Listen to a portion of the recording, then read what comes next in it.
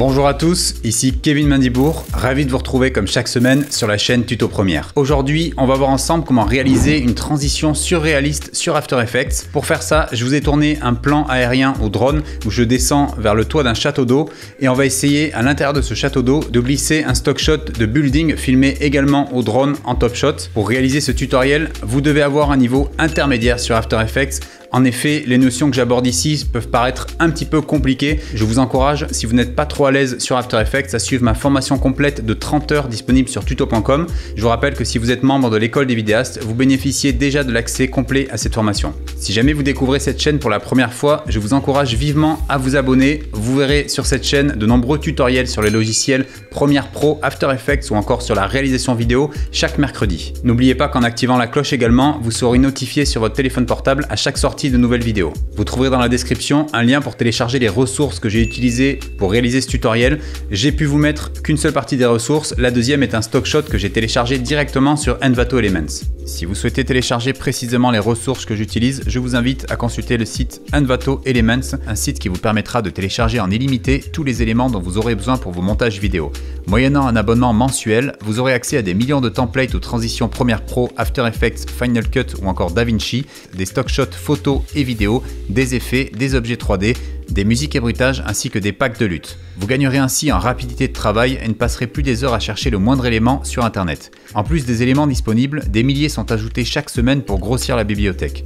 Je vous invite à visionner la vidéo que j'ai réalisée à ce sujet via la fiche qui apparaît sur la droite ou à cliquer directement sur le lien du site dans la description. On passe de suite au tutoriel. Pour pouvoir réaliser cette transition, j'ai tout d'abord tourné au drone un travelling vertical en top shot, filmant le toit d'un château d'eau, comme vous pouvez le constater sur cette image. J'ai effectué ici un mouvement lent et maîtrisé, de manière à pouvoir traquer plus facilement le mouvement sur After Effects. J'ai ensuite été récupérer un plan aérien en 4K sur Envato Elements, de manière à pouvoir l'incruster à l'intérieur du château d'eau. Après avoir importé et coupé mon rush de drone sur After Effects, j'ai tout d'abord commencé par effectuer un tracking. Pour faire ça, vous cliquez sur l'élément, vous allez dans Animation et vous cliquez sur Track in Boris FX Mocha. Depuis le panneau des options d'effets, vous ouvrez Mocha. Une fois dans Mocha, je vais pouvoir réaliser mon tracking de manière à pouvoir récupérer le mouvement du drone et pouvoir insérer plus facilement l'effet. Vous devez vous placer dans un premier temps au tout début de votre vidéo. Vous sélectionnez ensuite l'outil elliptique dans les outils en haut à gauche et vous réalisez une ellipse entourant le château d'eau.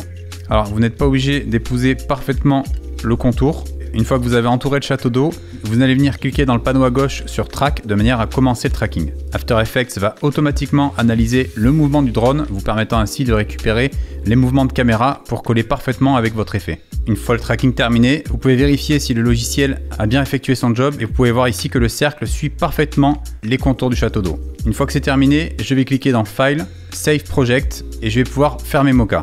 Une fois de retour sur After Effects, vous allez dans un premier temps faire clic droit, Nouveau et créer un objet nul.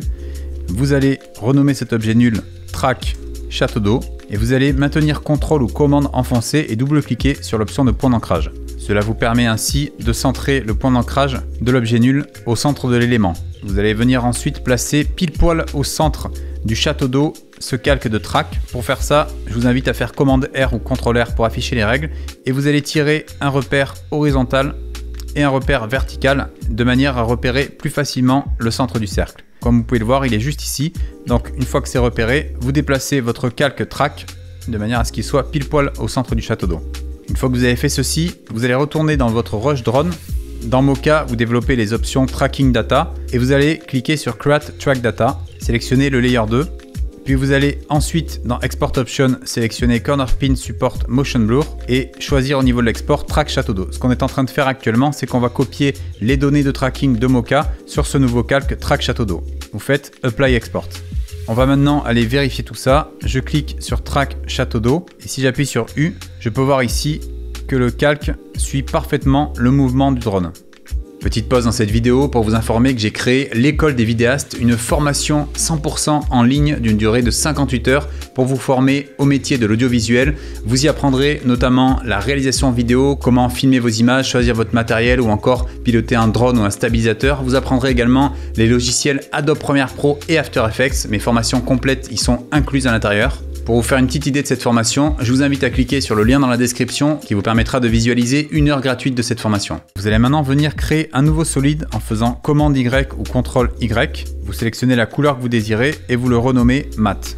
Ce nouveau calque ainsi placé, vous allez en réduire l'échelle en appuyant sur S et vous allez englober l'intégralité du toit du château d'eau.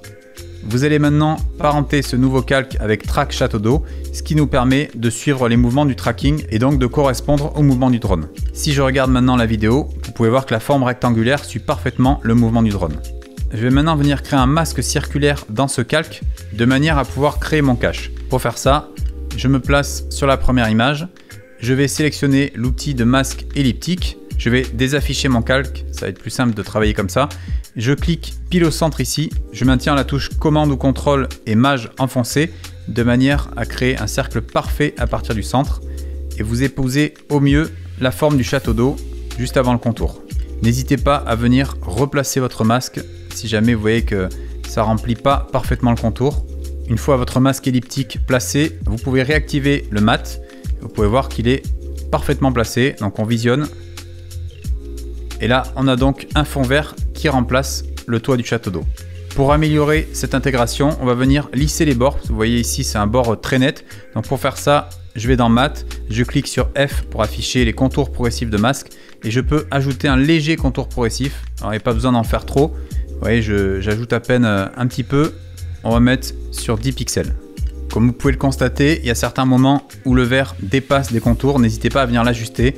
Pour remédier à ce problème d'échelle, vous pouvez tout simplement cliquer sur Mat, vous placez au début, vous appuyez sur S et P pour afficher la position et l'échelle, vous activez 2 images clés, vous placez des images clés tout à la fin et vous ajustez les positions intermédiaires. Vous voyez qu'ici, par exemple, ça a trop zoomé, donc je réduis légèrement l'échelle et vous faites pareil sur l'intégralité de la séquence. Une fois que vous avez parfaitement ajusté votre fond vert, vous allez venir insérer le rush des buildings. Pour faire ça, vous le glissez dans votre composition et vous le placez en dessous de mat. Vous allez venir dans les options de cache de ce nouveau rush et vous allez sélectionner Alpha Mat. Vous avez à présent votre rush qui est parfaitement intégré à la séquence. Alors vous voyez que là, ici, ça donne un effet très particulier parce que vous avez sur notre plan ici un mouvement qui va vers le bas alors que dans le rush suivant, c'est un mouvement qui va vers le haut. Pour remédier à ce problème, vous cliquez sur le rush qu'on vient d'intégrer et pour éviter que ça soit un mouvement qui aille du haut vers le bas mais plutôt du bas vers le haut, on va tout simplement inverser la vitesse. Pour faire ça, vous faites un clic droit sur le rush, vous allez dans temps et vous sélectionnez inverser le calque. Et comme vous pouvez voir, l'effet marche super bien. On va maintenant pouvoir passer à l'étalonnage des 2 plans de manière à ce que ça puisse concorder. Vous voyez que le plan à l'intérieur est beaucoup plus contrasté. Donc ce que je peux faire dans un premier temps, c'est cliquer sur le rush drone. Je vais au niveau des effets ajouter l'effet courbe. Vous l'ajoutez à ce plan. Vous allez pouvoir foncer un petit peu l'image de manière à correspondre à ce qu'il y a en dessous. Vous pouvez faire en 3 points ici avec la courbe en S. Et vous essayez de matcher le plus possible avec le plan qui est à l'intérieur du château d'eau. On peut éventuellement ajouter du bleu. Vous allez sélectionner ici l'option bleu et vous montez. Vous voyez que ça correspond beaucoup plus à l'image qui est en dessous. Vous allez ensuite dans les rouges et vous pouvez en retirer un petit peu pour que ça matche parfaitement. Vous voyez que là, on se rapproche vraiment d'un résultat pas mal du tout. On a les mêmes colorimétries dans les 2 rushs. Vous pouvez également ajouter une lutte en créant ici un nouveau calque d'effet. Je vais ici choisir une lutte du pack Lutte Master présent dans le pack Cinepunch. Vous pouvez retrouver la vidéo sur le pack Cinepunch en cliquant sur la fiche qui apparaît sur la droite de la vidéo. Je vais aller dans le pack Blockbuster et je vais ajouter la Blockbuster Lush 10. Comme vous pouvez voir, elle est un petit peu foncée. Donc ce que je peux faire, c'est appuyer sur T ici pour afficher l'opacité et réduire un petit peu le calque de la lutte de manière à avoir quelque chose d'un peu moins violent. L'effet est ainsi terminé.